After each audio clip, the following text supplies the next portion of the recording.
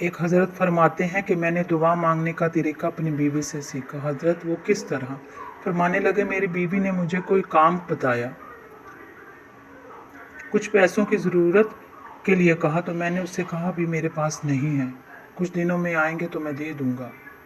عورت کی عادت ہوتی ہے کہ وہ بار بار یاد کرواتی ہے۔ کچھ دنوں بعد پھر اس نے کہا حضرت میں نے آپ کو کچھ پیسے کہے تھے، میں نے اس سے کہا کہ ابھی نہیں ہے، کچھ دنوں بعد دے دوں گا۔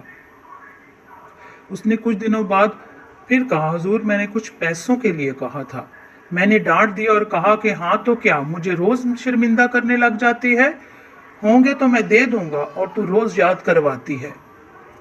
فرماتے ہیں پہلے تو اس نے میری ڈانٹ کو سہا، پھر میرے سخت جملوں نے اس کی آنکھوں میں آنسو پیدا کر دیے، پھر اس نے اپنے آنچل میں اپنے اس دکھ کو سمیٹا، پھر اس نے ایک بات کہی تو میں رو پڑا، تو مجھے اپنے رب سے مانگنے کا طریقہ آ گیا۔ مجھے کہنے لگی حضرت جی آپ نے مجھے ڈانٹ دیا اور میں نے سہ لیا، اب میرے شوہر ہیں، میں آپ بتائیں میں آپ سے نہ کہوں تو پھر کس سے کہوں؟ فرماتے ہیں میں رو پڑا اور میں کھل کر رویا اور میں تڑپ کر رویا،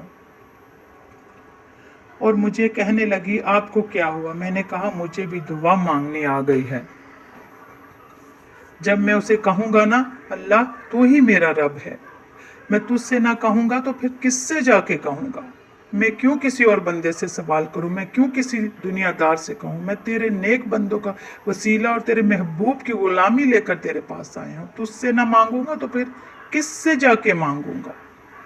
مجھے سمجھ آ گئی کہ جب میں تیری بارگاہ میں اس طرح آ کے مانگوں گا تو مجھ پر اپنا فضل کرے گا، اس لیے دعا ہمیشہ عاجزی، انکساری اور کامل یقین کے ساتھ مانگنی چاہیے۔